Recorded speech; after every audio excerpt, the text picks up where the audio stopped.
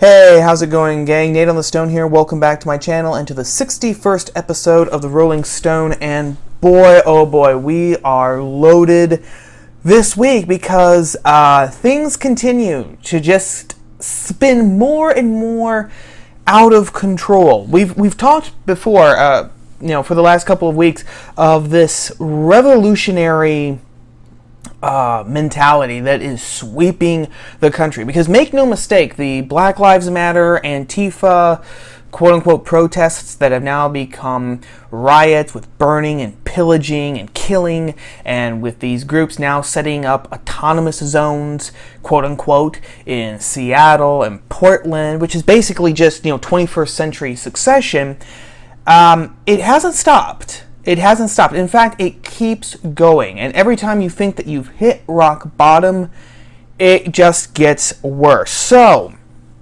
what happened? I mean, what new horrors has happened this time? Well, what happened is that war has now been declared against George Washington. I mean, we all knew that this was coming, I think. I think that if we were honest, we all knew that this was coming. People were saying that statues of Thomas Jefferson had to be taken down because he was a slave owner. There's been a petition, actually, even, that the statue of Abraham Lincoln as an emancipator, which is in Boston, there was a petition that has, I believe, over 10,000 signatures, last I looked, saying that it has to come down because it shows a freed man still on his knees. So obviously it is still showing that black people are inferior to white people. So in this environment, and of course we can't forget the multiple topplings and beheadings of statues of Christopher Columbus, in that environment, why is it a surprise that statues now of George Washington should be defaced and should be toppled from their pedestals? This is all just the 1619 project manifested in the real world. This is the logical progression of the 1619 project. Because if you take the premise of the 1619 project, that America is inherently evil, because the only reason why the American Revolution happened, the only reason why America was founded was to preserve slavery, then of course it makes absolute sense why George Washington, as the leader of the Continental Army, the president of the Constitutional Convention, and then the first president of the United States underneath the Constitution, it makes total sense why he should be targeted for erasure from the history books. So what happened? This is from the Federalist website.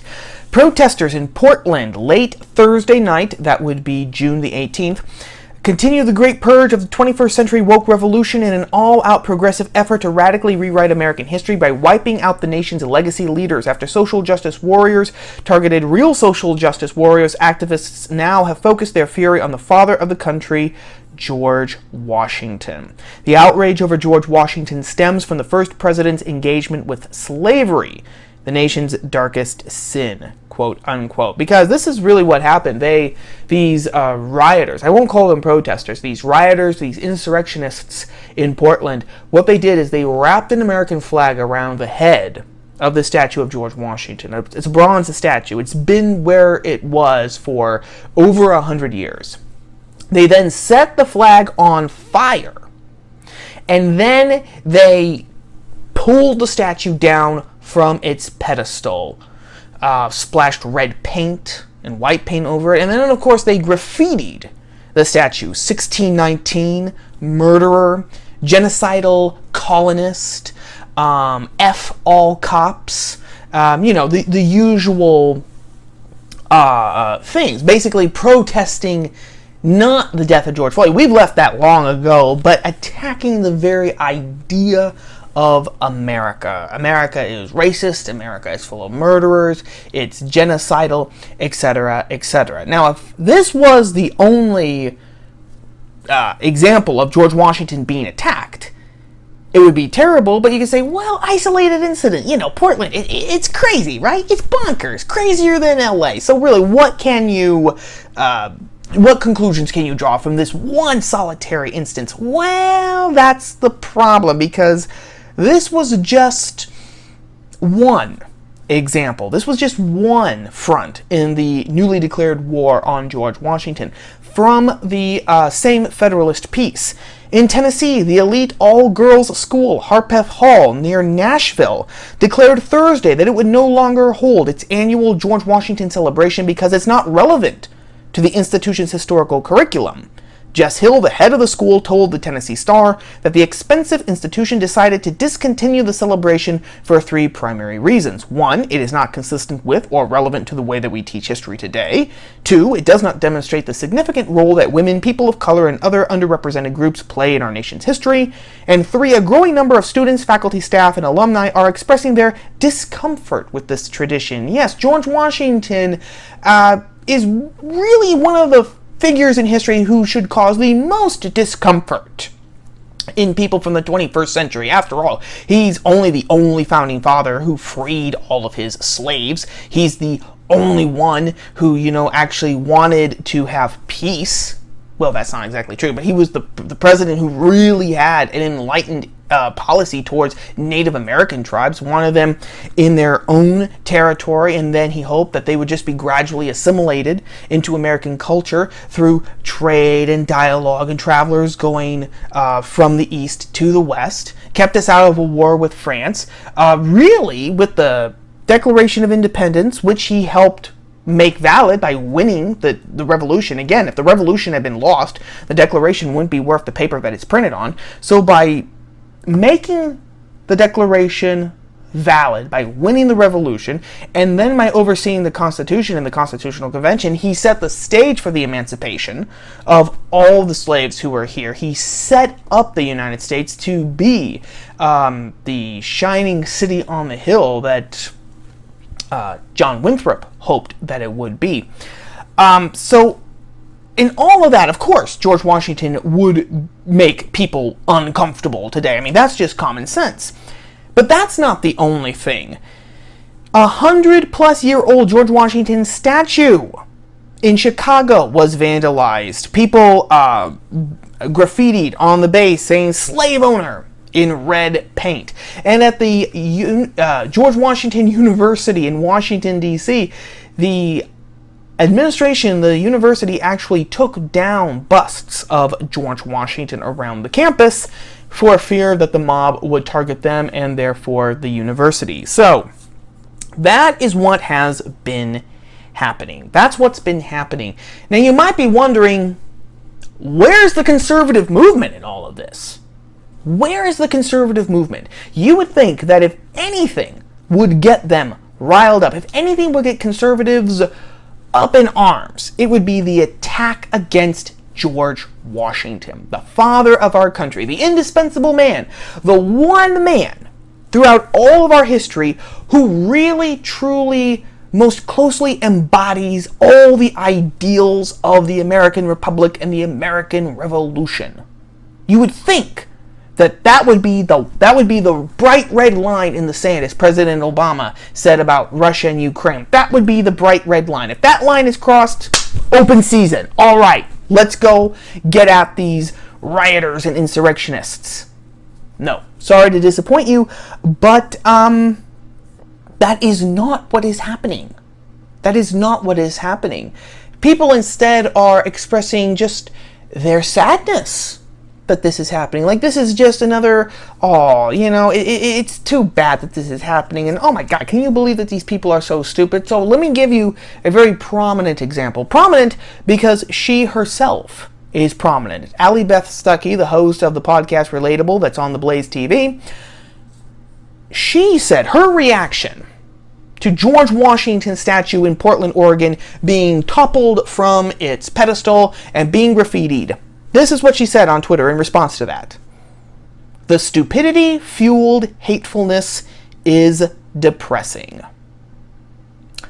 Depressing, really. Depressing. That's the only emotion that she can wring from her heart when the father of our country is attacked, when war is declared on the father of our country. That is the only emotion that she can actually express? Depression? Sadness? How about a little righteous anger? How about a feeling that, okay, the gloves come off. It is now time to crush this movement. And I mean that sincerely, gang, to crush it. Because if you can't even agree with George Washington, if you can't even rally around him and recognize him, you may not like him, you may not like American history, but you can at least acknowledge his importance and that, okay, he wasn't perfect, but he started the ball rolling so that we could actually have a society where, we elected the first black president in 2008, in case people had forgotten. No. When you can't even agree on someone as prominent and as foundational to your country, to your story, to your history, to your mythology as George Washington, then there's really no way that you can actually have a dialogue with these people. There really isn't. And so words aren't really going to work. Sure, you can still talk and argue, and we should keep doing that. Maybe you can get some people on the periphery, but this will only go away. Now, I'm convinced, through some show of force. The question is the conservative movement willing to actually go that route? I don't think so. Because the conservative movement is partially responsible for where we are today. Okay? Here's another quote from Beth Stuckey. This one that she sent out on June 18th. I'm okay with getting rid of Aunt Jemima and the Confederate monuments as well. I understand and sympathize with the reasoning. I would just also like us to take a step back and realize how good we have it in the U.S. relative to the rest of the world, that our concerns are syrup and statues. So yeah, in case you hadn't heard, the logo of Aunt Jemima on the instant pancake mix, the syrup, the cornmeal, etc., it's coming off. Quaker Oats has said, yeah, we're going to get rid of her, never mind of all the things that's going to cause. So Beth Stuckey, she's perfectly willing for companies to get rid of, Aunt Jemima, to get rid of these quote-unquote problematic labels. She's also perfectly willing with getting rid of Confederate monuments. She's perfectly willing to do that because, of course, there's a difference between Confederate monuments and the monuments to the founder, like Jefferson and Washington, right? Put those Confederate monuments in museums where they belong and everything will be fine. No, it won't. In the first place, like I mentioned at the beginning of the video, what we are seeing is the logical result of the 1619 mentality. It does not distinguish between founders and Confederates. It doesn't. It's all the same. It's all part of the same racist, evil, oppressive, white supremacist American fabric. Okay? They're not interested in differentiations. They're not interested in history, these rioters and insurrectionists. They're interested in power. They want to remake the country and the culture in their own image. That's the first thing. Secondly, how safe do we really think that museums are going to be? I mean, everyone says we should just take down these offensive statues, these offensive paintings, memorials, etc., and shove them in a museum, and then everything will be hunky-dory and fine. Well, how long is that going to last? Honestly, because if these statues, memorials, paintings, etc., if they are offensive when they're out in public, then their offense will follow them when they go into a museum. If people are triggered by walking past a statue of some nameless Confederate soldier, they're going to be just as triggered when they walk by a museum and they know that that statue is now in that museum. And to go back to the first point, it doesn't matter anyway, because it's not about justice or equality. It's not about feeling safe or feeling part of society, because these are the people who want to destroy society. It's not about that. It is, I will repeat it, gang, about power. That's the second thing. And then the third thing, I really disagree, and I cannot at all condone this idea that it's okay to get rid of some history, but then we'll draw the line, okay? And we'll say this history can be destroyed, this history can be forgotten, this history can be rearranged. This other history, that's sacrosanct. We can't touch that. You cannot keep that distinction, because once you start saying this is offensive, this is problematic, this over here is wrong, this over here is racist, etc., you open the door to erasing everything. And once that door is open, no matter how much, people will continue to push it further, further open. That's what we've seen. It started off with statues of Jefferson Davis, Robert E. Lee, Nathan Bedford Forrest, and Stonewall Jackson, and now it's Jefferson. Now it's Abraham Lincoln. Now it's George Washington. By the way, the city of Portland has said that they're not going to put up the statue of George Washington that was toppled. They're not going to re-erect it. They're going to put it into storage, and then they're going to decide what its future is going to be, with one councilwoman actually saying that, it wasn't a councilwoman, it was a member of the Parks and Recreation Service in Portland. She said that the statue had caused harm. Okay? It's a hunk of bronze commemorating the father of our country. It's not causing anyone harm, objectively speaking. It's causing people ideological harm because it's standing in the way of blowing up the entire past so they can start at year zero. But when you get to that point where even our elected officials are not going to stand up, not just for our history, but for someone, again, of the prestige and the importance and the fundamental necessity of George Washington, he's called the indispensable man for a reason, that's when you know that you are in free fall. And this idea, this wussy, this pansified pseudo-compromise that I'm okay with getting rid of Aunt Jemima and the Confederate monuments as well. I understand and sympathize with the reasoning, okay?